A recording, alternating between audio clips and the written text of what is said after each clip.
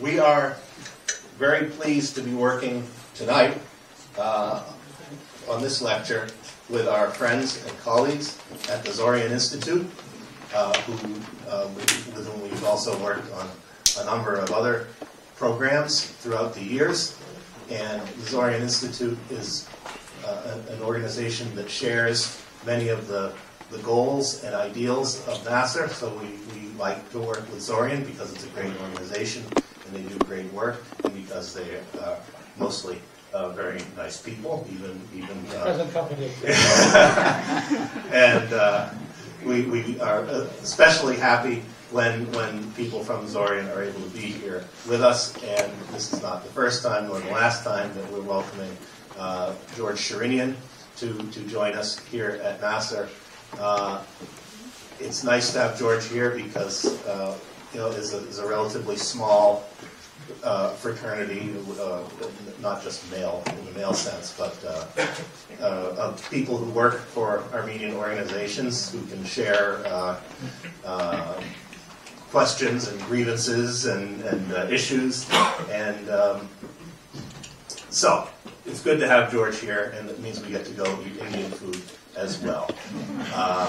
But what I want to say really is that organizations like Nasser and the Zorian Institute and others need your support, and it's nice to have you here tonight. We hope you can support the event through our events through your attendance and through your contributions and your membership in both of these great organizations. So please do welcome George Sherinian.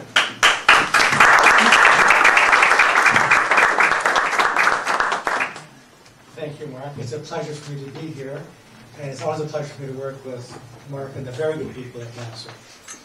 My relationship with Nasser goes back to the late 1960s, and it can take a lot of credit or blame for my early interest in my Armenian heritage. I'm here to represent the Zorian Institute to introduce tonight's author, Rifat Bali. So a few formal remarks, if you'll allow me. Rifat Bali was born in Istanbul in 1948. He attended Jewish primary and French secondary schools there, and is a graduate of the distinguished École Pratique des Hautes Études at the Sorbonne in Paris. Since 1996, he has been an independent scholar specializing in the history of Turkish Jewry, and is an associate member of the Alberto Benevides Center for Sephardic Studies and the Sociocultural History of the Jews in Paris. He has written or edited 28 books in English, French, and Turkish, dealing primarily, though not exclusively, with Jewish history and society within the Republic of Turkey. He has also written numerous articles in newspapers and scholarly journals, and contributed chapters to scholarly collections and encyclopedias. He is the winner of the Alberto Benevides Research Award in Paris for 2009 for his publications on Turkish Jewry, and the winner of the Yunus Nadi Award in Istanbul in 2005 and 2008 for original research in the social sciences.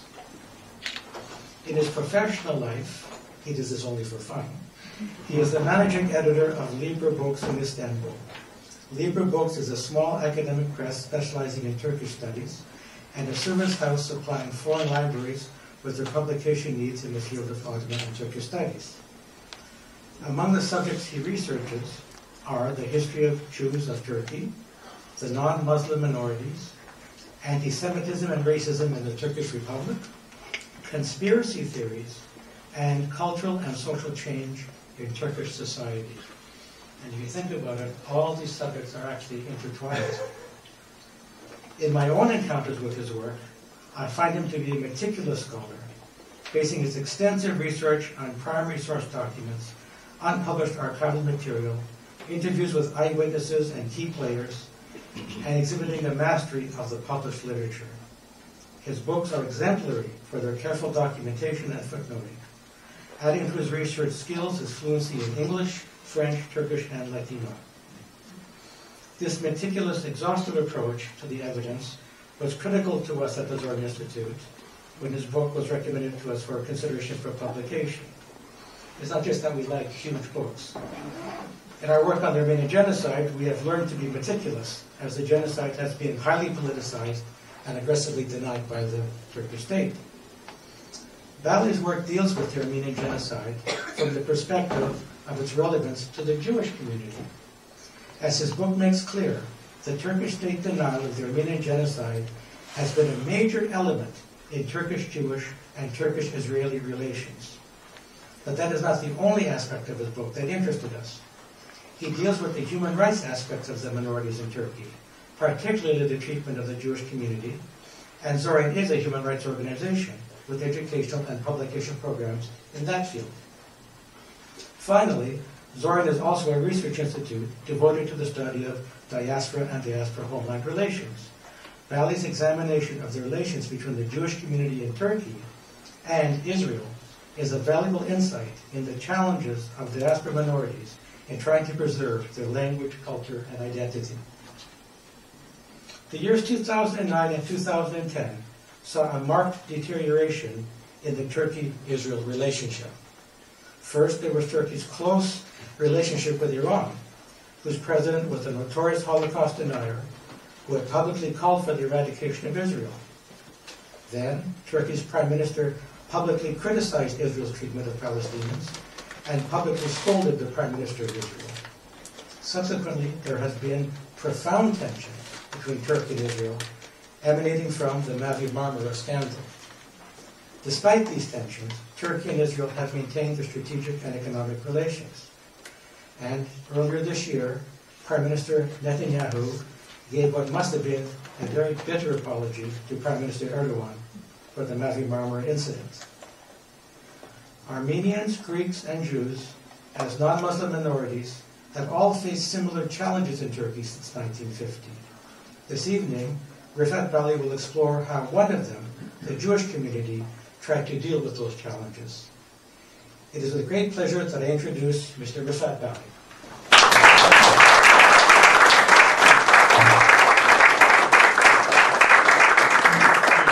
Thank you, George, for your kind words. Thank you for coming in so great numbers this evening. Special thanks to the Nasser and to the Zoran Institute and to its president, Mr. Sarkisyan, and my good friend, George Linian. If George was not so obstinate over the years, because this book took many years to be finally available in English, I wouldn't be here and the book will not be available. And a special thanks to my friend Taner Akçam, because he was the person who some 8 years ago first referred my Turkish book, because there was first a Turkish edition, to Zoran to be eventually published. So this book, in fact, deals with the challenge of a tiny community, because we are speaking, for those of you who have no idea of what the Turkish Jewish community, let me give you an idea. We are speaking of about 17,000 people who were once upon a time in the early 20th century, 100,000 if not more. Tiny community of 70,000 people in a country of 75 million people, who have no leverage in the Turkish society, who have no leverage toward in the eyes of the Turkish establishment, who have two main concerns. One is universal assimilation, and one is peculiar to Turkish Jews, security. Security, because there is a widespread anti-Semitism in Turkey within the Islamist and nationalist circles, and this rhetorical anti-Semitism have proved itself over the years that it could turn itself to violence, and with the latest example is in 2003, these two synagogue attacks in Istanbul. So the main concern of the Turkish Jewish community is to be secure in their organization and so on. So there is, this book speaks about this small community and how it tried to cope over the years. The period covered is about 50 years, from 1950 until 2003. How it tried to cope with the different challenges it faced. Each non-Muslim community has to face sometimes common challenges, sometimes different ones, and they have their own way to deal with these problems. And the Turkish Jewish community, over the next minute, you will see how they tried to deal with this. The Turkish societies and the Turkish establishment perception of the Turkish Jews is that they are loyal people to the state. So the book speaks about also the relations between Jews and Armenians in Turkey, tense relations, and Jews and Armenians in the US, the organizations. It shows that how the leadership of a small discriminated community, Turkish Jewish community, became an actor in public diplomacy in supporting three main things. First of all, in the United States, trying to block the recognition of the Armenian genocide each year when there is a bill presented to the Congress. Secondly, in supporting Turkey's candidacy to the EU. And thirdly, a public diplomacy effort in supporting Turkish Republic's public relations campaign in trying to transmit an image of a civilized country which has a long-standing tradition of tolerance towards its minorities. It shows also how the American Jewish NGOs, the State of Israel, the Turkish Jewish community, and a small organization in Israel, the Turkish Immigrants of Israel, all together came to support the Turkish Republic campaign here in the States to counter every year the bills which are presented to the Congress. So here I am speaking about model citizens. You may wonder what I mean by model citizens. That's the definition that I drew up from my readings in the Turkish press, from the perception of the Turkish establishment. A model citizen has certain criteria. You have to fulfill these criteria in order to be considered as a model. So the first one is that you have to be a loyal and obedient citizen to the Turkish state. You have to be assimilated to the Turkish culture.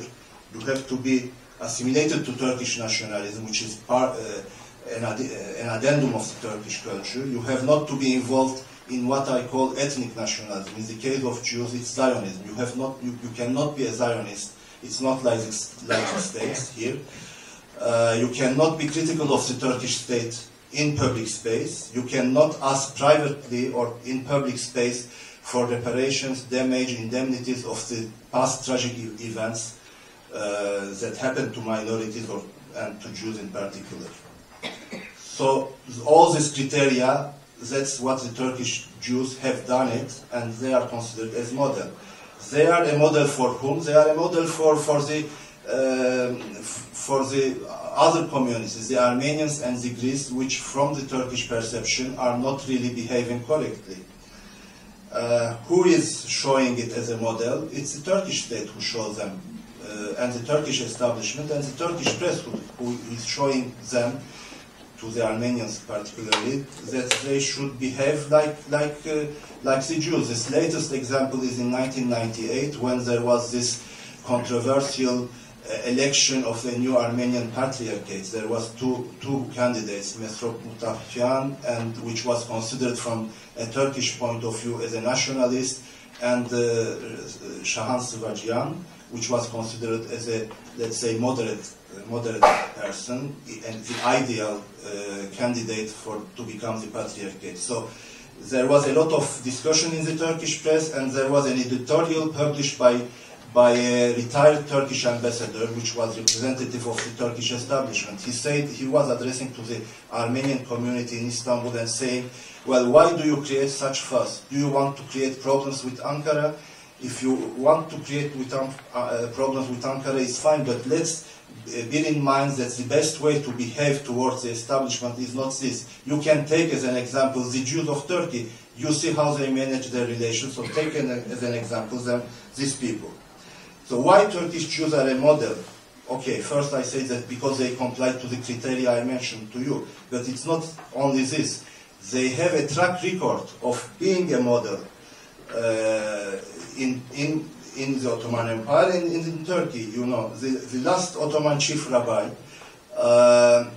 when the Turkish War of Independence started in 1919, he was sent to Europe for propagating the cause of the National War of Independence, for propagating the cause of the Kemalists.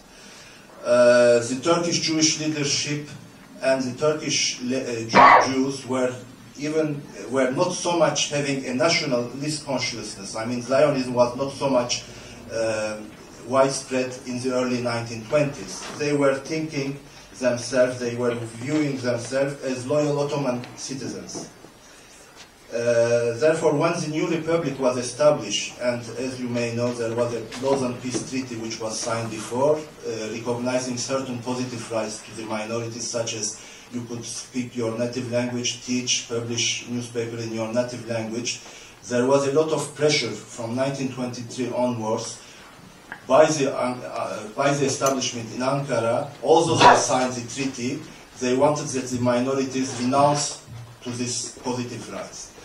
And the first community to renounce was the Jews, because there was a lot of editorials published in the Turkish press saying that you Jews were loyal citizens during the tragic events of the past, so please lead the way, show to the other communities, and be the first to recognize to the rights, with a lot of pressure, of course.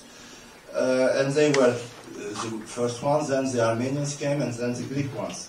Then you had in 1928, because you know the early Republican period was especially the period of forcing the minorities to assimilate, to Turkify themselves. And in 1928, you had a Turkish Jewish intellectual who published the Handbook for Turkification. It was called Türkleştirme, Turkification, and it was a handbook specially addressed to the Turkish Jews, like the Ten Commandments of Moses. His name was in fact Moise Cohen. Like the Ten Commandments, the new Ten Commandments. Some of them was that you have to speak Turkish, you have to assimilate yourself to the Turkish society, meddle into the affairs of the state, even transform your prayers from Hebrew into Turkish, and so on. So, why, in which context did he say so?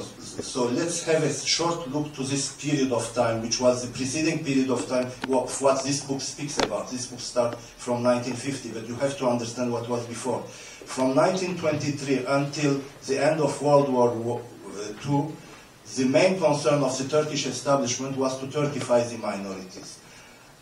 It was a sort of social engineering project where one side, the Turkish establishment, wants that all the minorities assimilate themselves to the Turkish culture, to the Turkish nation, because they were building up a nation state, and in return they would get the constitutional rights which was granted to them by the 1924 constitution in place. They would be equal to Turks. So we will be speaking of a country which will be of Turks of Muslim faith, of Turks of Jewish faith, and Turks of Christian faith, which was fine if one party, the Ankara party, had kept its word. Because it was fine because, look back to the Ottoman times, they were dhimmis. In modern terms, they were second-class citizens. So the social engineering project promised them to upgrade their position to first-class citizens. So that was fine. So that's why people, particularly the Turkish Jews, wanted to be Turkified and assimilated. But Ankara didn't keep its word. The reason was that the Turkish Republic has inherited a social memory of 700 years of Ottoman rule, which is a land run by Sharia, where non-Muslims were non-Muslims and Muslims were the masters. So all this social engineering project couldn't change the social memory of the society and of the leadership itself. So they were still perceived as non-Muslims, that's all. Because a Turk could only be a Muslim by definition, a non-Muslim could not become a Turk. Therefore, you had a lot of discrimination in this period of time between 23 and 45. They could not be employed in public, they could not be public servants, they could not become even reserve officers in the Turkish army. They could not be member of the ruling party, which was a single party, the Republican People's Party. Your forefathers probably went to the labor battalions. In 1941, they were all non-Muslims were called under the arms, but were sent to construct roads with labor battalions. They were released in July 43, and 4 months later you had the notorious wealth tax, varlık vergisi, which in fact totally killed the social engineering project. The Turks just shoot themselves, and it showed that the project was really not a sincere one. For those of you who don't know about the wealth tax, it was a tax which was aiming to tax all profiteering black market profits coming from profiteering black market operations and so on during World War II. But its application was extremely arbitrary and discriminatory. On equal wealth level, you had a Muslim Turk which was taxed, let's say, 1 lira. The non-Muslim was taxed 5 or 10 or 50 liras, and you had a very short period of time to pay for the tax. You could not object to the tax, and that means that you had to liquidate all your business and so on at ridiculously low prices, so that people went bankrupt, and that's in a way the birth of the Turkish Muslim bourgeoisie. And those who could not pay were sent to do labor force in Ashkale, which is nearby the Turkish-Russian frontier in winter conditions. So those were really the dark years for all minorities in Turkey. Then from 46-50 onward, which is the period of time I'm speaking in this book, it has a small chapter to put into context the whole thing, which covers what I told you about the preceding single-party period. So from 46-50 onwards, we have another world with different challenges for minorities. You do not encounter anymore, small exceptions aside, the pressure which we encountered in the preceding 22 years of certify yourself, please speak Turkish in public space and so on. Why? Because by its name, it's a multi-party period. It's free competition. You have not only one single party, you have more than one party, and these parties are looking for the minority vote, which existed at that time, not today. There was a minority vote for members of parliaments to be elected from Istanbul, because most of the minorities were concentrated in Istanbul, and proportionally to the population of Istanbul of that time, they had the power. If you get on the list of the candidates, non-Muslim candidates, you could have their votes, and you could have more than one candidate coming elected to the parliament. So all the parties started to go after the minority leadership, to ask them to come forward with names which they could put on top of the candidate list, something which never happened, which nobody can be dreaming before. Then you had the Democrat Party, which was in power from 1950 until 1960, which is an offspring of the single party Republican People Party, which ruled during the formative years of the republics, during the first 22 years. The Democrat Party all the time promised to the minorities leadership that if we are elected, if we come to be the government, we will return this notorious wealth tax. Don't worry about it. They were elected in 1950. They were there until the military coup of 1960, but that's it. That was lip service just to get their votes.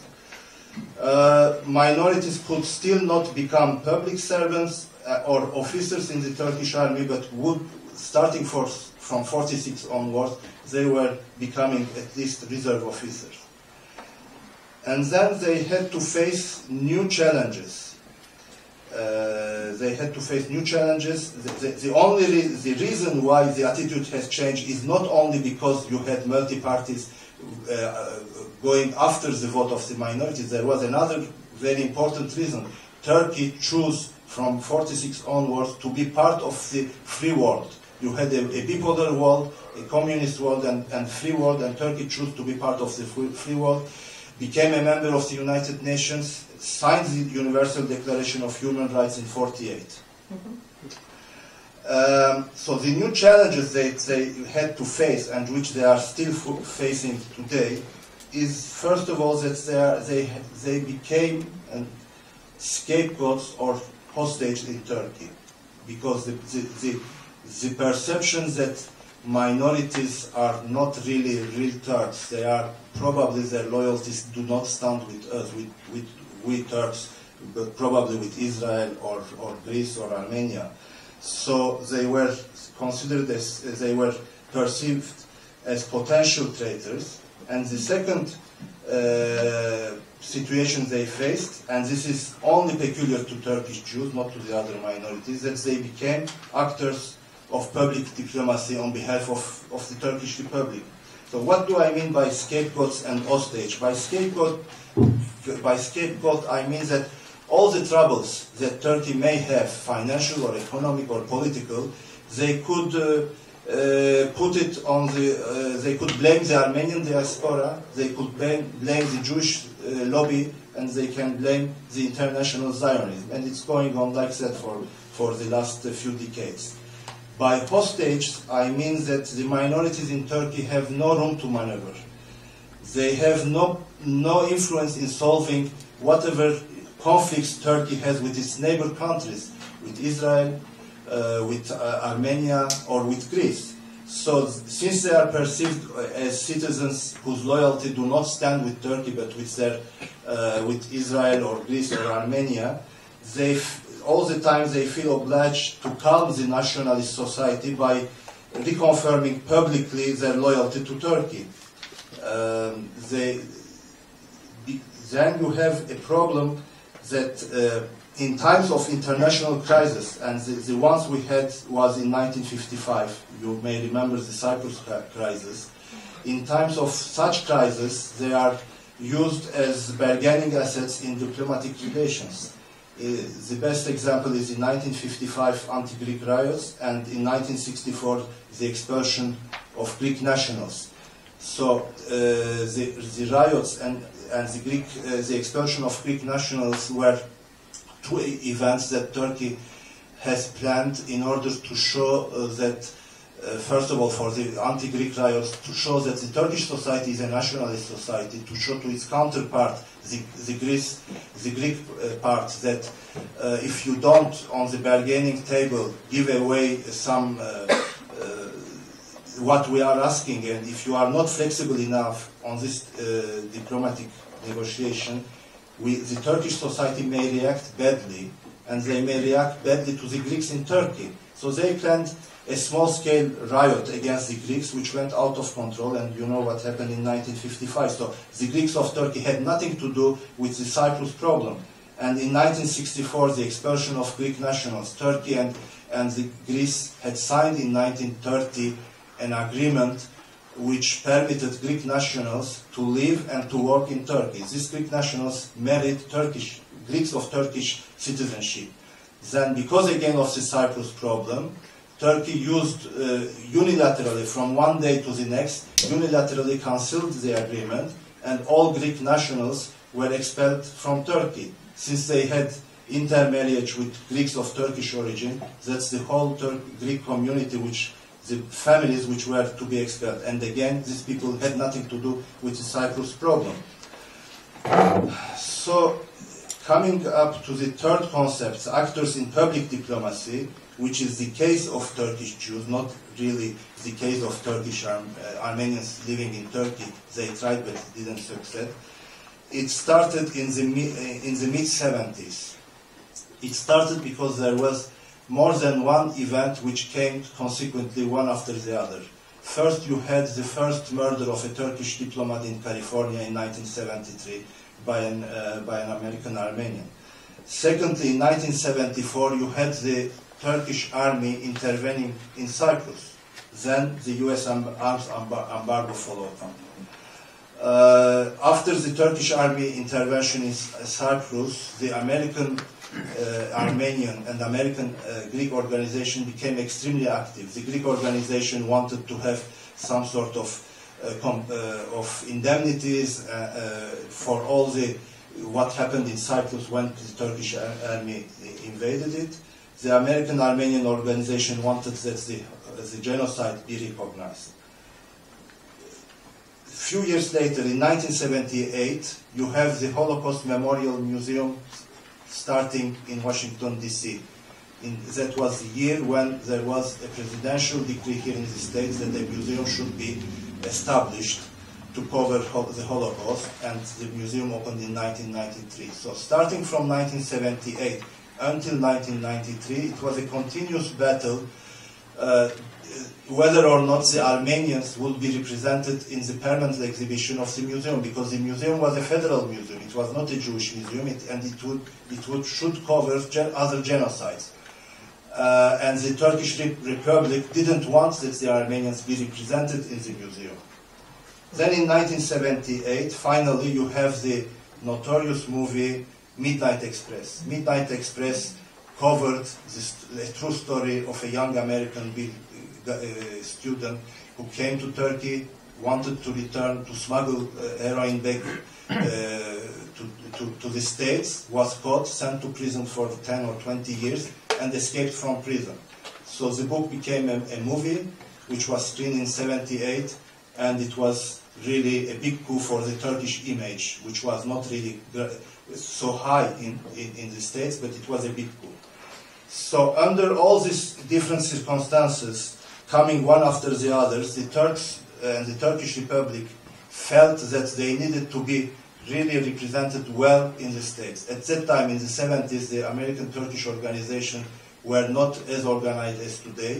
They were not really represented, and they wanted that the true story, quote-unquote, of the Turkish Republic, the rightful invasion of Cyprus and so on, be told here in the States. So the Turkish president made an appeal to the leading businessmen association of Istanbul. He made an appeal, said to them, well, you have the connection, you have the languages, you have the power,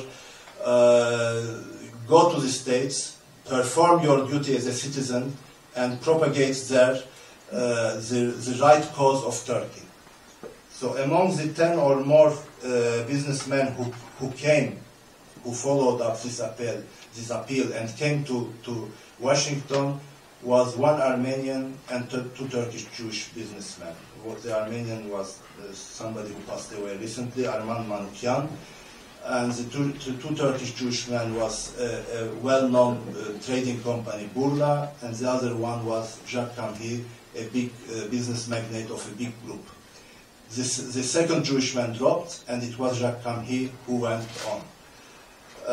So why they were put in this team who came here? They were put for very simple reasons. The Turkish Republic expected that the Armenian businessmen could convince its counterparts here that there was no genocide, that they should slow down. The Turkish Jewish leader, Mr. Camhi, would probably convince his co-religionist here, the American Jewish Organization, that they should side up with Turkey.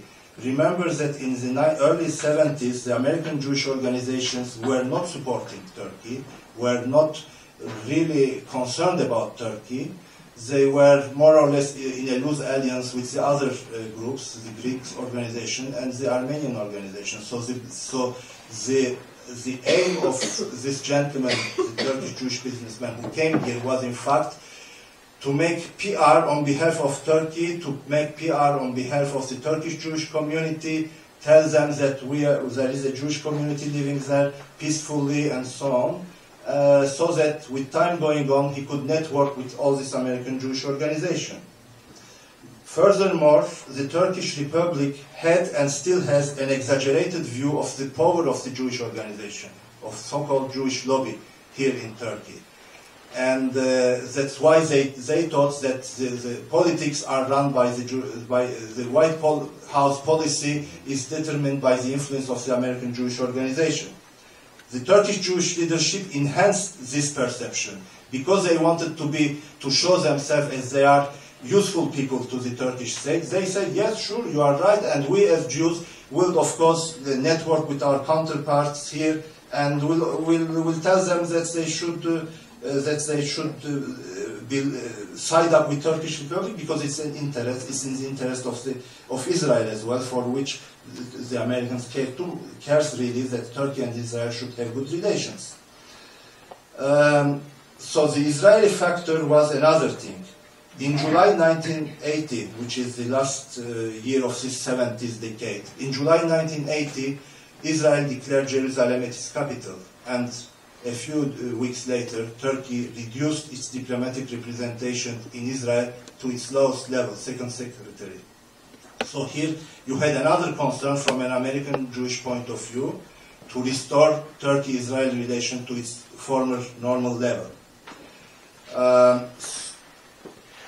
Afterwards, you had the 1980 military coup. The lobbying efforts, which started in the mid-70s, took a formal and governmental situation post-1980.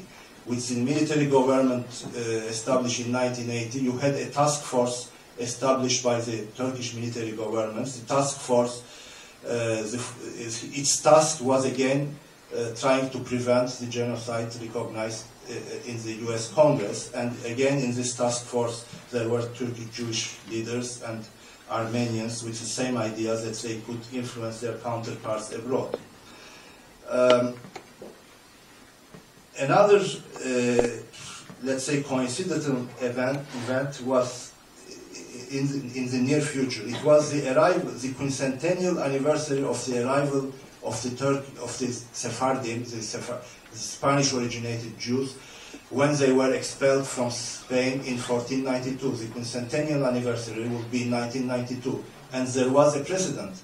In 1892, the Ottoman Jews celebrated the 400th anniversary. So it was only logical and normal that the quincentennial anniversary would be celebrated in 1992. So all of you know that starting from the early 70s until end of 90s, it was a fierce battle here in the US, in the lobbying field, I mean, to have the bills passed in the Congress, to have Armenians represented in the Holocaust Museum, and so on. So this forthcoming anniversary was, in a way, a good occasion to transform all this effort, which started by one man, into an institutional way. So the Turkish Jewish community leadership presented a project to the military government, saying that, well, in 10 years' time we have this project, so we want to celebrate. They said, fine, very good. So, and then they contributed, of course, money up to the tune of $4 million. The foundation was, the work had started before mid-80s, and the foundation was established officially in 1989. There were three categories of founding members of the foundation: Turkish Jewish leaders, businessmen, first category; second category, retired Turkish ambassadors, because the state contributed; thirdly, Turkish Muslim businessmen, because they wanted to give the image of not a Jewish foundation, but a Turkish foundation. And the president was the same gentleman, Mr. Kamhi, who came here in 1974. The Turkish state, as I said, contributed up to $4 million because it was part of public advocacy. There was the counterpart established in New York, the Quincentennial Foundation of United States. The president was a Turkish Jewish businessman established in New York. So this foundation had two purposes. One, the official purpose to celebrate the forthcoming quincentennial anniversary in 1992. And the rhetoric used in all this advocacy in Turkey and here in the States was first 500 years of tolerance. We had 500 years of tolerance with Jews, and we were thankful, grateful. And Turkey has been a safe haven for Jewish immigrants flying from the Nazi-dominated countries. In 1933, the German Jewish scientist who came to Turkey, which is a true fact, but if you hear the rhetoric, you will believe that hundreds of people came. It was close to 78, 80, 85 people. But the rhetoric was as used that it was an open house, everybody could come. Then, during World War, another theme used was that during World War II, Turkish diplomats saved Jews, which were former Turkish citizens, from the Nazi-dominated countries to go for deportation. which is factually true for one case. We had the Rhodes Consul General who saved former Turkish citizens with Jewish origin, and he was the only diplomat recognized by Yad Vashem as a righteous Gentile. But the efforts are still going on. That if you hear the rhetoric, you think that tens of diplomats saved thousands of Jews, which is not true. Then in the rhetoric, since the wealth tax, the varlıkvergisi, was public knowledge everywhere in the world, in the rhetoric used, there was a lot of apology for the varlıkvergisi from the Turkish Jewish part, saying, well, it's a little black spot, but it should not be considered too much. And of course, it denied anti-Semitism. Systematically, that Turkey is a country free of anti-Semitism. Well, you should bear in mind that this is public advocacy, and you are trying to sell something. You are trying to sell the Turkish Republic's image, which is a product. When you try to sell a product, you don't say that it has certain deficiencies. That's marketing. That was the aim, the official aim, to enhance the Turkish image in Turkey, in the States. The unofficial purpose was, by using the Jews as a benchmark, by using all this rhetoric as a benchmark, to disseminate a subtle message to the policymakers here, to the elites here in the States, that a country with such a tradition of tolerance towards another non-Muslim minority could not behave so badly and perform a crime against humanity, which you are accusing us, we Turks. The second unofficial purpose was to upgrade the Turkey-Israel relation. Remember, it was downgraded in July 1980 to its lower level, so all the American Jewish organizations, one of the main aims was to upgrade it to its former level, and this was succeeded in 1991. Turkey restored its relation to ambassadorial level 1 year before the celebration of the quincentennial celebration. And the third purpose was to support the candidacy of Turkey to European Union.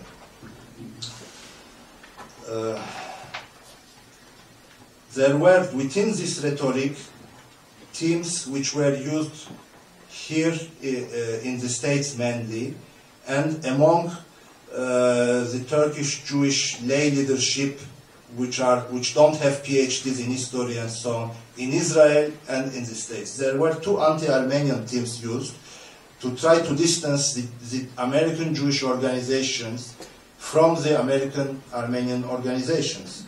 The first theme was the uniqueness of the Holocaust, which is used for local consumption, for Turkish consumption, because in Turkey you don't have the term Shoah, you don't have the term Holocaust, you only have the term soykırım, which means genocide. So when Turks refer to the Holocaust, they don't refer by the term Holocaust, they refer by the term Nazi genocide. So if the Nazi genocide is such, how can you believe, you Jews, that the Armenians have been submitted to the same fate? It's not the same thing. So this is for local consumption, because in the States there is not such a thing. There are comparative studies and so on, so nobody buys this. But the American Jewish organizations and some activists bought this for political expediency. The second team, anti-Armenian team, used again to distance both groups, were that there was an Armenian legion in the Nazi army during World War II. Yes, there was, but it was propagated in such a way that you would believe all Armenians were potential Nazis or already Nazis. In this efforts, you remember that I told you one of the teams was German Jewish scientists coming to Turkey, that Turkey was a safe haven, and the Turkish diplomats saving allegedly Jews of former Turkish citizenship living in Nazi-dominated countries. There were two movies which were done for that purpose. One was in 2001 called Desperate Hours, produced here in the States. Desperate Hours covered the issue of the German Jewish scientists coming to Turkey, and as a side issue, the Turkish diplomats who allegedly saved Jews. The second movie was produced more recently in 2011 in Turkey with contribution from the Jewish community, from Turkish businessmen, from the state, and so on. And the movie is called Turkish Passport. It is about, again, Turkish diplomats who saved Jews of former Turkish citizenship living in France. And if you look to the generic at the end of the movie, you will see tens of names of Turkish diplomats who saved Turkish Jews. But as I said, there is only one consul general who has been recognized as a righteous Gentile by Yad Vashem. The other things are just misinformation, disinformations. So you may wonder why the Turkish Jewish leadership has been involved in this last 4 decades in all this advocacy, propaganda, whatever you call it, here in the States. The answer is very simple. They were pressurized and they were threatened verbally. There are no documents which shows you. There are verbal threats which have been documented. Journalists, people wrote about it, and the next day it has been denied officially by the embassy here in Washington. They were pressurized and threatened, I said. They were pressurized because it was part of the duty of a loyal and obedient citizenship of Jewish origin to perform their duty for the fatherland. If you said no, that was perceived as betrayal. And if you are a business magnate who has to interfere daily with Ankara for its business matters, you don't have much room to maneuver and you have to say yes. They were threatened in the way that there were cases where Armenian scholars wanted to participate into conferences about Holocaust and genocide, so then Turks didn't want to. So they, for example, they say to the conference organizers, well, if you do accept them, we will not guarantee the safety of Turkish Jews. Bear in mind that you have a track record of 1955 anti-Greek riots. People do not feel secure enough, so they had to take seriously these threats. Another sort of threat was that at that time, in the 80s, you had Jews fleeing from Syria, Iraq, and Iran, coming illegally through the Turkish border to go to Europe or to go to the States, and Turkey was closing its eyes. And they say that if you do not side with us and do not support us in our efforts, we will not close our eyes and we will send them back, which means death for those people.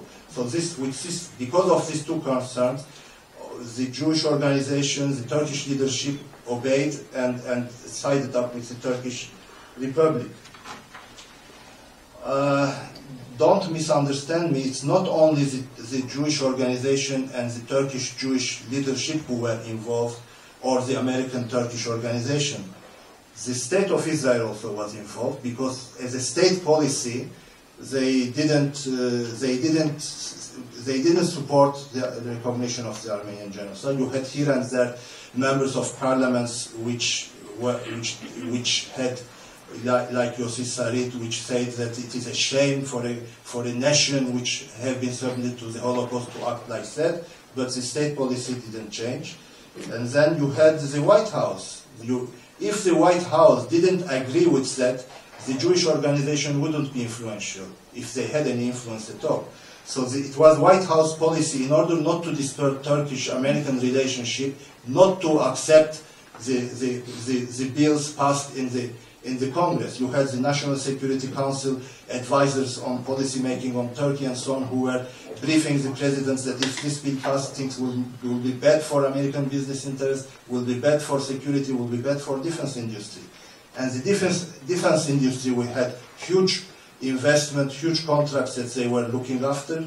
Multinational US companies with investment in Turkey or with potential investment in Turkey were supporting. Multinational Turkish companies were supporting.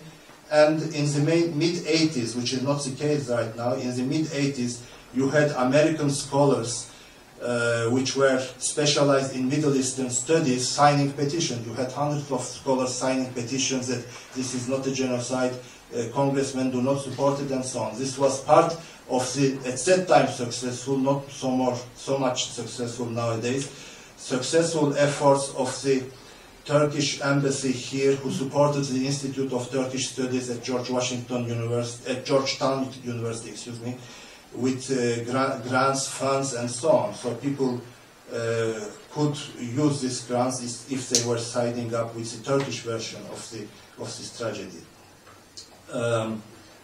So that is in a nutshell the narrative of this book, what this book is about. So what can we conclude of this?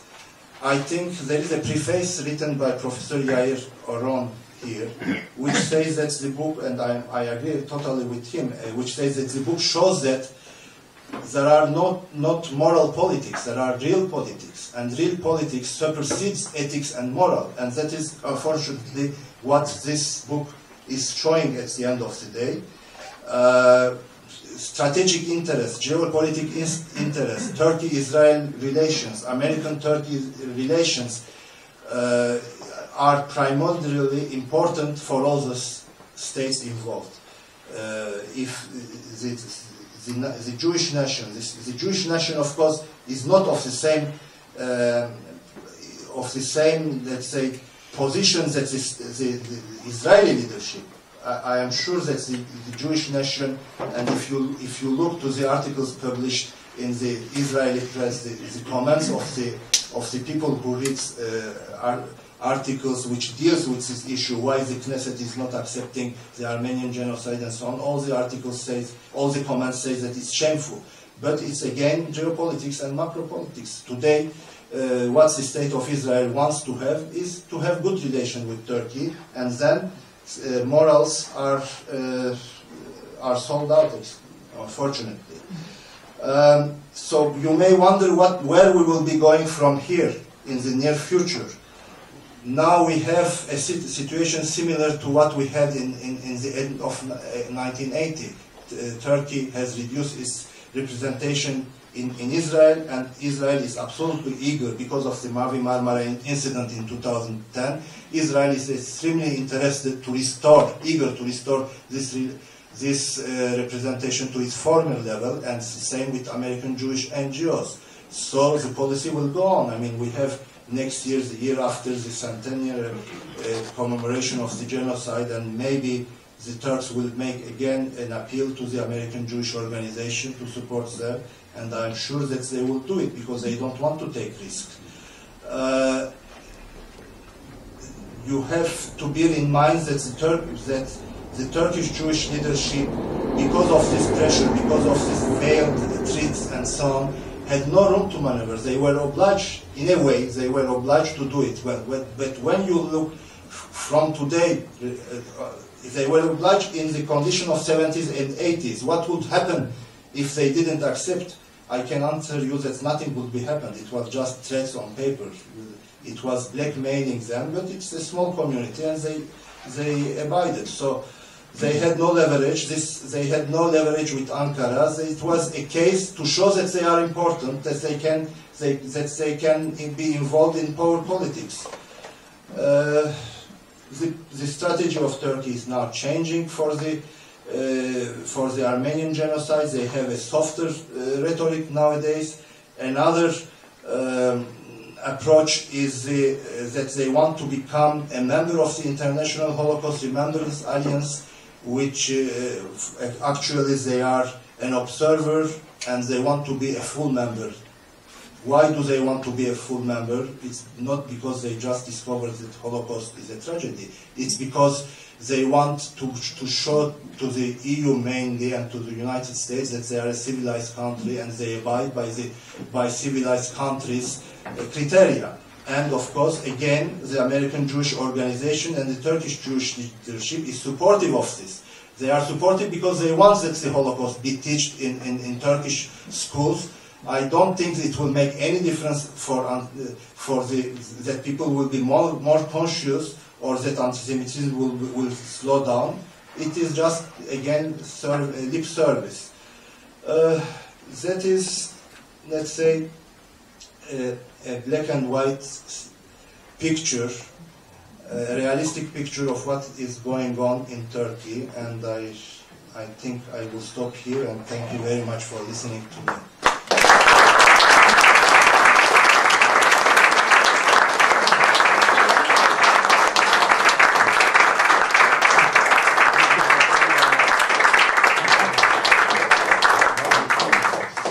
Thank you, Rifat. I know we'd be happy to take some questions. Before we do so, I just wanted to mention in the marketing section of the evening, there are a few copies of Rifat's book available in the bookstore tonight. It's, in the interest of full disclosure, it's not an inexpensive book, but that's neither the fault of Rifat nor of the Zorian Institute, of course, but the way of the world of academic publishing. But it is a very good book and a very significant book, as far as I know anyway. It's the first book of its kind in English, and I remember several years back talking to George when there was discussion of its being translated. I thought, that's good. That's a book that needs to be translated, and of course, big books getting translated also cost a lot of money, and I'm sure that factors into things as well. But please take a look at it in the store and consider buying a copy. It is a very significant volume, and Rifat deserves a lot of credit, and of course Zorian for supporting the project. So, yes? Thank you very much. I'm very moved, and I was listening to your whole speech as someone doing the right thing or doing what he thinks he should be doing. So I was very moved. And then when you mentioned that you agreed with the realpolitik, only realpolitik exists, kind of philosophy or the statement, then I thought I might want to ask you what is your realpolitik reason, if is there one, for doing. I mean, I didn't suspect that there was. It's just that it just sounds like an interesting question to ask. What kind of, when I say realpolitik, I don't necessarily mean international stuff either. It can be a personal thing. Well, I don't mean, maybe I misquoted myself. I don't mean that I agree with real politics, no. But we have to be realistic that real politics supersede moral politics. Real politics is, in short terms, Turkey and Israel having excellent relations, America and Turkey having excellent relations, for geopolitical reasons, for just business reasons, and so on. And when you have the Turkish state, which is blackmailing people, let's put it this way, that's what they are doing, blackmailing people, and when they are blackmailing people by using their most vulnerable point, security, we cannot guarantee your security. What will you do? I mean, even if it is just rhetoric, people do not want to take a risk because Turkey has a track record. They know that it's a nationalist society. Why, if lives are at stake, if not only Turkish Jews but lives of Jews fleeing these other countries are at stake, why should we bother by agreeing or not to have 3 scholars in a conference? And that's it, That is unfortunately real politics. That was very clear. That was all very, very clear. I was just wondering what... my real politics... Your personal reasons for wanting to uncover this. Okay. Besides doing the right thing. Okay. I think the Quincentennial Foundation just produced its counterpart, which is me. Very simple. I'm not joking. Because this propaganda started early 1980s, and it went on until 1992, officially. But it went on further on, until they had the synagogue bombings. And I was upset, We knew that I was upset by the double rhetoric. I knew that these people didn't believe what they were speaking about. Because at that time I was doing a lot of research on anti-Semitism and so on, and I was criticizing them, and they were saying that I was a radical, that I was this, and that I was a pessimistic guy, and so on. And so I was. It all started as a challenge for me to find out the true story. Since I am a not so bad researcher, and since not anybody ever thought of looking into this matter, it was a field like the cave of Ali Baba. I had all this material which nobody took care to look afterward, and I was on my own and publishing. And I can tell you an anecdote, Mr. Kram, because I asked access, I had to ask methodically to have access to the Quincentennial Foundation archives in Istanbul to have their documents. And I applied formally, and then Mr. Kramhi, the president, which I knew because of my business background and so on, called me. He invited me to his office, and he had very, very harsh words towards me, that I was putting sticks in the wheels, that I was doing dirty things and this and that, and say that no, we won't open the archives. To give us your question, we will answer you. And that was the end of the story. I think they underestimated two things. They underestimated that I was a good researcher. They didn't know that archives are open somewhere else, and I found the documents somewhere else. They underestimated me that I could go so exhaustively and find all these things. And the big mistake that they made is that it was a catch-22 situation. Their rhetoric kept them slave to themselves. You deny totally anti-Semitism, and then you have anti-Semitism exploding with an Islamist government.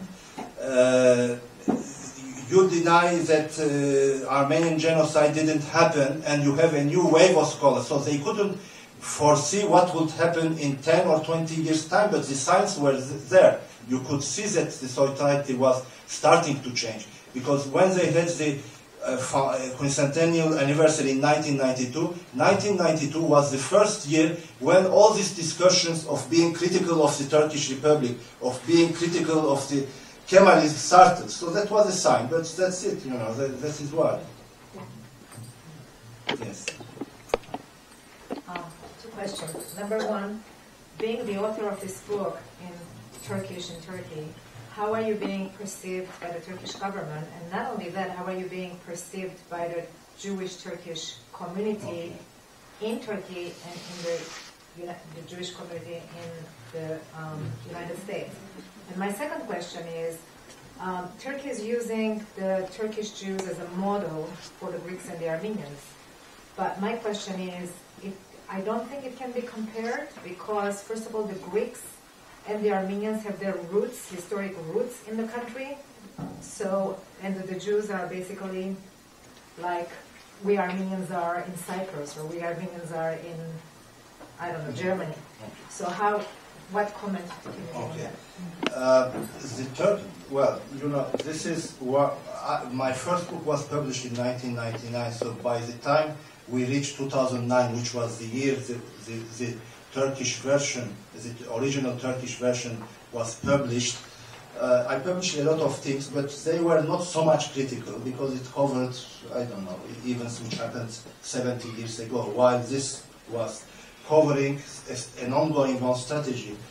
Well, strange enough, I got no reaction from anywhere, but I know that the Turkish diplomats have read the book, people have read the book, but I got no reaction whatsoever. I was ignored, let me put it this way. The reaction of the Turkish Jewish leadership for this book was zero, no reaction. They didn't even read, I believe, because it's an ongoing strategy. Out of curiosity, you should read and see what this guy has written about the ongoing strategy. They didn't even bother. They don't bother with history because who cares for history? It's intellectuals and strange radicals and funny people who cares about history. Business is different, politics are different. They didn't care. But they were very much afraid, strange enough, of the first book I wrote in 1991, which was covering, and partially the first chapter is about it, the 1923-45 period, which was Turkification, the wealth tax and so on, but there was nothing to be feared. We were speaking about 8 years ago. But at that time, 1999 was a year when there were not so much talk about minorities in Turkey and so forth, so that was kind of revolution. So coming to your question of model citizen, yeah, you may be right, but again, you are taking, let's say, a rational position and saying, well, they could not be a model. But somehow you are mistaking saying that Armenians and Greeks have roots there, and Jews, in fact, they are immigrants which came from Spain, if I understand you correctly. Well, I don't really know the history of when the Jews came. Yeah, well, most of them have came in 1492, and the rhetoric used by the Quincentennial Foundation, and it is not true, Jews have been there since Byzantine time, but the rhetoric used of the 500 tolerance have also had a negative effect, that already the Turkish society has the perception that they are immigrants, not local people. So yeah, you are saying so. So this perception has been enhanced, let me put it this way. Yes. I have a little different question than what they're asking for. Until 1940s and 50s, so-called Selanikli Turks, are they treated the same way now that they used to be? At that time, they were considered Turk, but they're not Turk, and they were also penalized and varlık vergisi, and they had to pay for it, and there was an example for the rest of the world, not only the minority, also Turk, but they were not Turk, because Turkish government never accepted them as a Turk. Are they still same position today? No. And can you explain? Okay. And also, my second question is, also Mustafa Kemal, also from that tribe, do they consider him as a Jew or as a Turk? First question. First question. I'm a little historian, I'm sorry. All right, first question. The Dönmez, that's what we name them, or the Sabbateans, but Dönmez meaning converts. I don't know if you have any idea of what these Dönmez are. I'll give you in a few seconds what they are. We had a so-called Messiah which came out of Izmir in the 16th, 17th century, Shabtai Sevi. He said that he was the Messiah that Jews were expecting. And there was a big, let's say, turmoil in the Ottoman Jewish society. People became its adepts and so on. So the Sultan told to Shabtai Sevi, if you are saying that you are a Messiah, you have to perform a miracle. So I will throw you an arrow. And if you are a Messiah, you won't be killed. He said, I'm sorry, my Sultan, I'm not a Messiah. He converted to Islam. So all his adepts converted to Islam, but secretly followed the Judaism, and most of them then were living in Salonika. When we had the population of exchange between Turkey and Greece, the Dönmez living in Greece were considered Turks and were sent to Turkey. So the Dönmez were not really, the only time they got discriminated is during the varlık vergisi. Otherwise they had no problems, even in the 20s and 30s and 40s. There was a few prominent Dönmen names, like journalists and so on, who got Yalman, Ahmet Emin Yalman and so on, who got into polemics and so on, but they were not discriminated. Today, they are fully assimilated. They are Turks of no religion or cosmopolitan. They are fully assimilated. So people can recognize them only by family names and so on. Coming to your second question, first of all, Mustafa Kemal Atatürk is not of the Dönme Jewish tribe. It's a very popular opinion. It's somehow valid within Armenian circles, Armenian popular culture, let me say, but very popular within Islamist circles, because the Islamists who are not happy, who were not happy at all that a secular Turkish republic was established, said that the republic was established because of this Mustafa Kemal, which is a Dönme, not a Jew. And why? They have this conspiracy theory going back to Herzl. In a nutshell, that's the following one. Theodor Herzl came to see Sultan Abdülhamid to ask for permission of having Jewish people settled in Palestine, which was under Ottoman rule at that time. The Sultan refused. After the refusal of the Sultan, you have the 1908 Young Turk Revolution. Within the CUP, Committee of Union of Progress, Turks, Zionists, and Dönmez. And one of the members of parliament who came to say to the Sultan that you are dethroned and will be sent to exile was a Jewish member of parliament, Karasov. the Sultan was sent to exile to the Jerusalem of the Balkans, the Salonika, which was predominantly Dönme and Jewish population. He was sent in exile into the villa of a Jewish banker. You know, it's those goddamn Jews who dethroned the Sultan Abdul Hamid. And then you come from this Jerusalem of the Balkan, Mustafa Kemal, which is born there. You have some articles which appeared in the American Jewish press some years ago, allegedly saying that Mustafa Kemal says that, well, Shema Israel is my prayer and so on, which is not true. And all the Islamic believe that Mustafa Kemal was the revenge of Herzl, and that is why there was a second Jewish republic established in the Middle East, the Turkish Jewish Republic. That is the ongoing myth, and that is the ongoing founding myth of Turkish anti-Semitism. So he was not of Jewish origin at all. None of the people in the CUP were which were instrumental in the 1915 genocide were Dönmez and so on, Talat or Enver or so on. Yes. A number of Jewish American organizations, such as the Anti-Defamation League and AIPAC, have long been against the Armenian Genocide resolution. Yes. One would think that because Turkey and Israel have bad relations on the surface nowadays, that these groups would change their mind and support Armenians. They haven't. Does this mean that underneath Turkey and Israel still have pretty good relations, and that and it's just rhetoric that keeps them apart? Now I remember that I didn't answer one of your questions, American Jewish Organization. American Jewish Organization, I was not in touch directly, so when I asked them to see some of their archives and so on, I was refused because they follow what the Turkish Jewish leaders, they ask for advice to them. What will you say? They will probably say, well, it's not the good thing to be involved.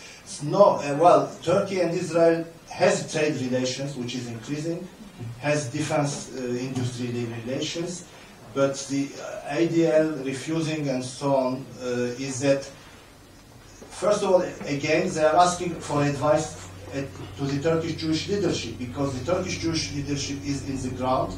They are pressurized by the Turkish Ministry of Foreign Affairs, and they want to know what to do.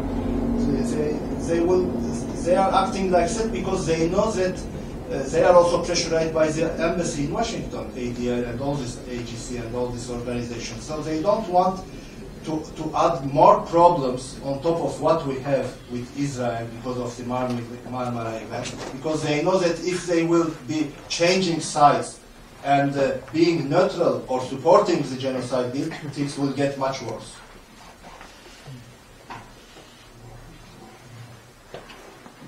Yes, Roger. Yeah.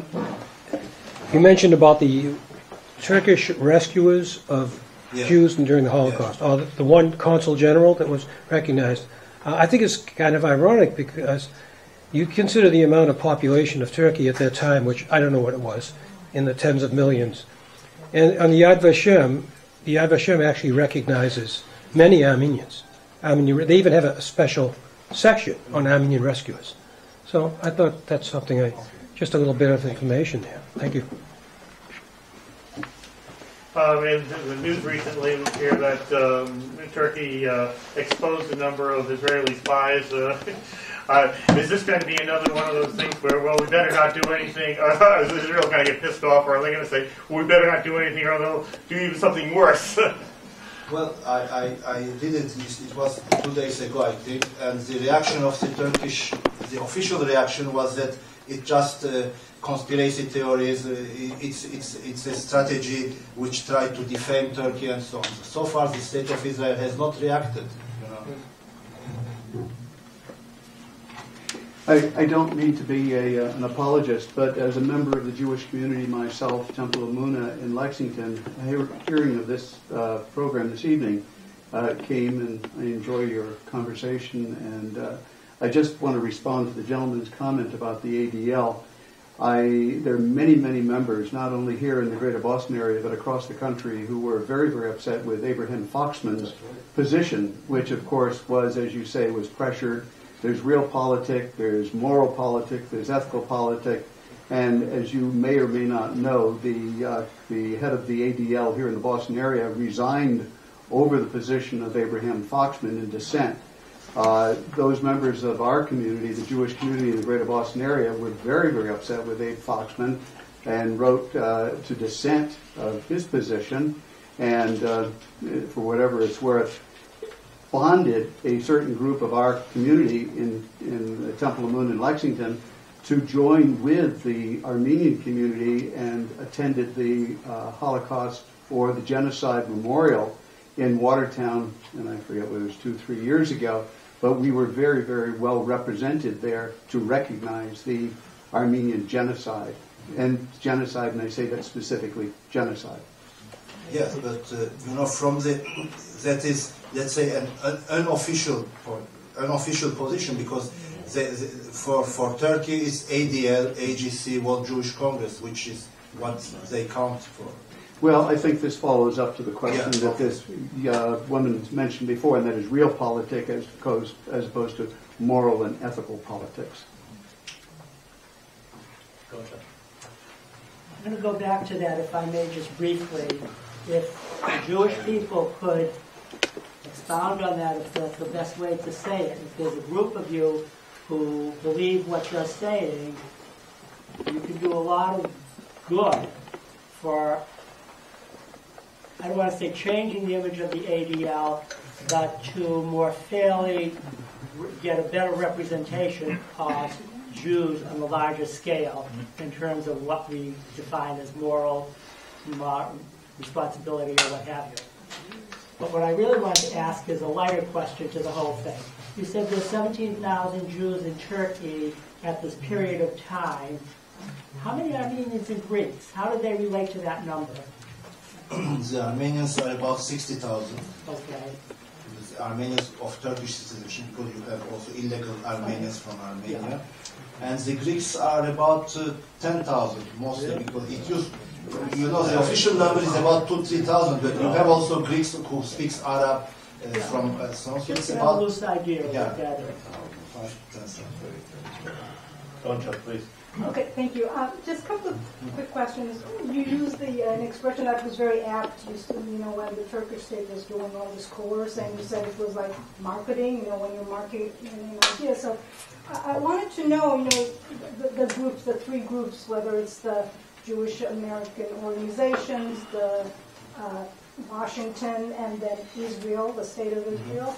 So of all those people that were buying what was being sold to them, who was more willing to buy this narrative of the Well, they were involved. All of them use the same rhetoric, I know.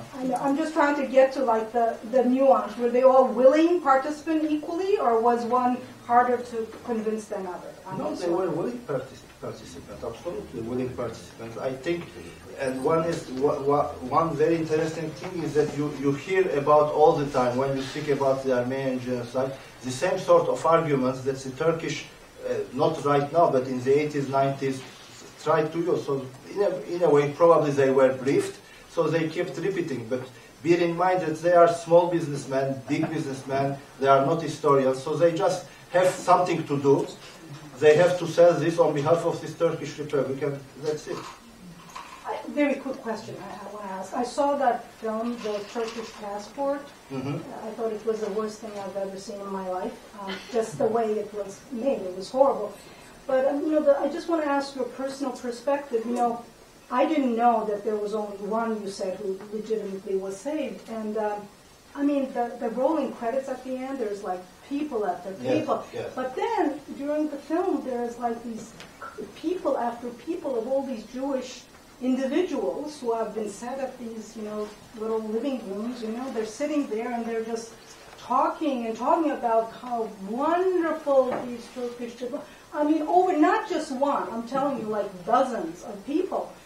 What is your personal perspective on that? What makes people talk in these elaborate terms? There is factual reality in some cases. Yes, Jews of former Turkish citizenship living in France were saved by Necdet Kent. That's what he says. He said, I came to the wagon, I took them, and so on and so forth. you have first of all a quite nice book which has been published now in English by a German independent scholar, Cory Gutstadt, which demystifies all these stories. But you had cases where people had to pay to get passports, had to give valuable things, paintings and so on. And this you cannot substantiate. There are rumors within there are rumors within the circles of retired diplomats in the Turkish diplomatic community, but you cannot. Yeah, maybe he said, but he got in return valuables, gold or paintings. Who knows? And then you cannot substantiate it. That's a problem.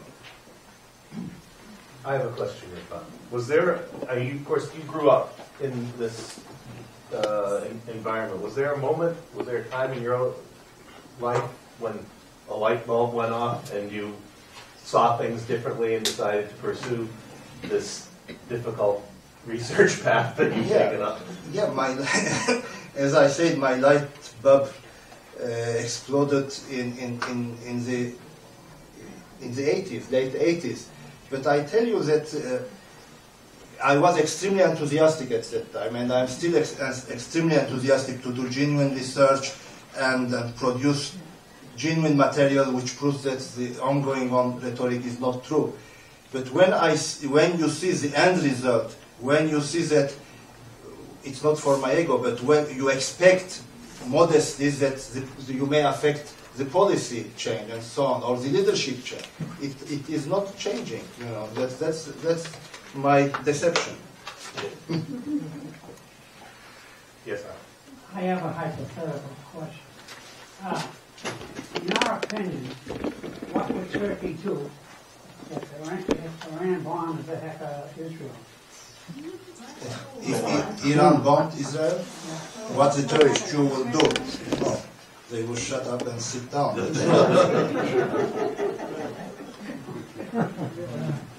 Harry, you may have a question. Yes.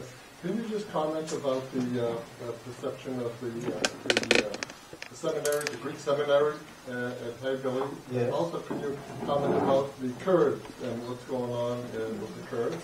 Okay. And also,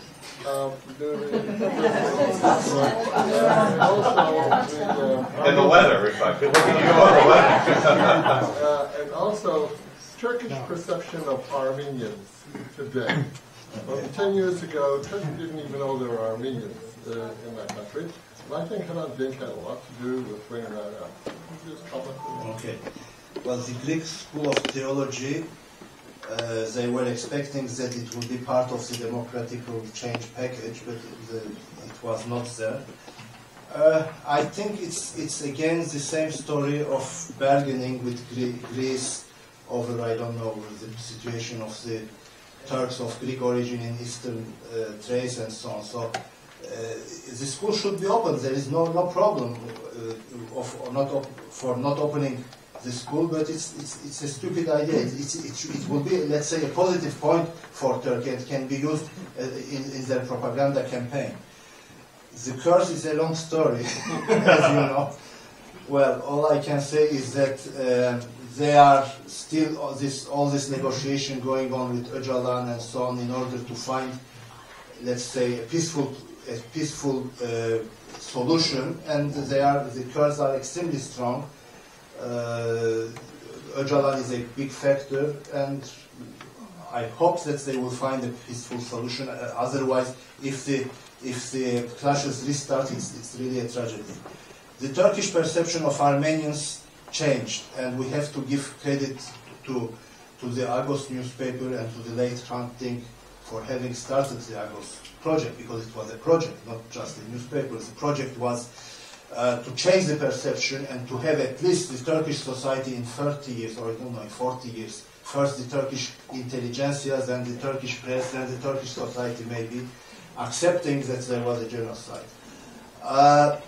He succeeded in a way, and he didn't succeed in a way. He succeeded in changing the mind of a certain number of Turkish intellectuals, Turkish journalists, and so on. And we also have to give credit to Taner Akçam. He was very much instrumental in this as well.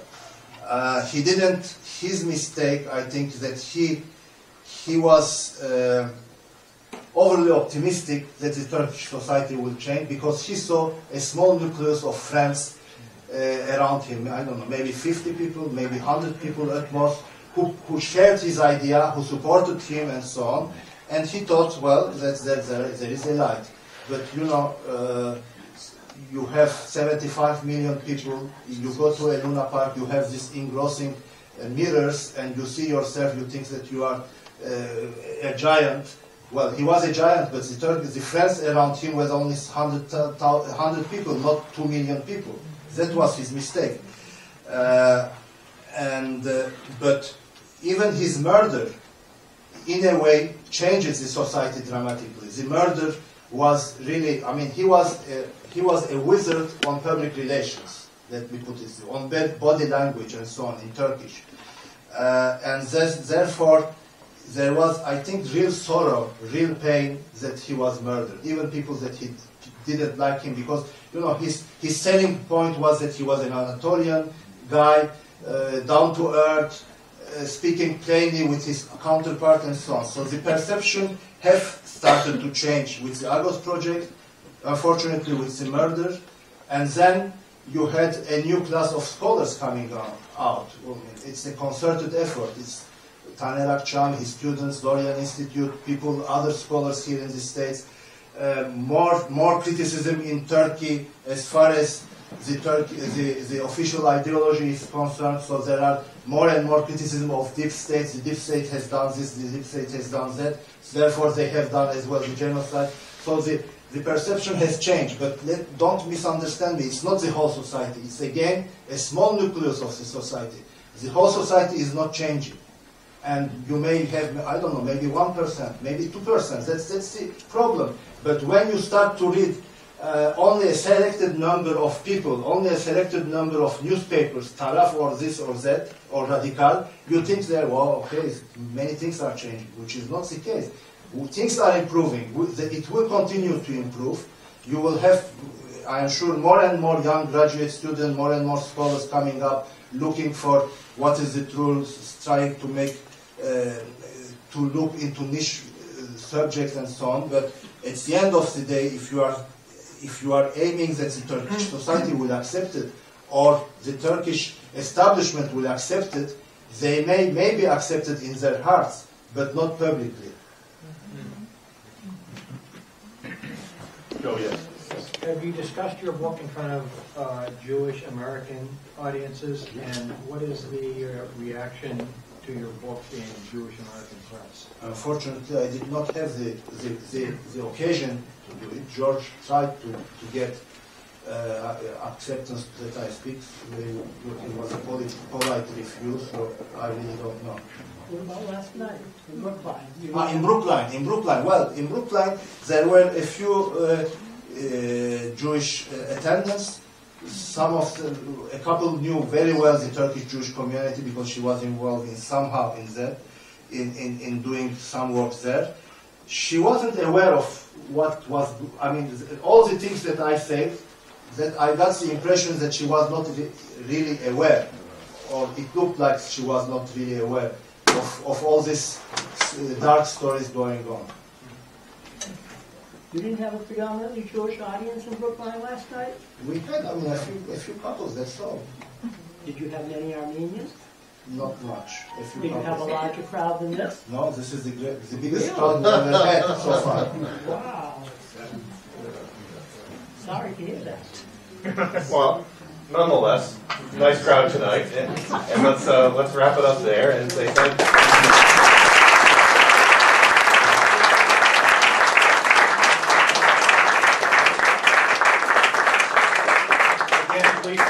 Check out the book in the bookstore and stick around and have dinner if you're a Taner and his students, or refreshments if you're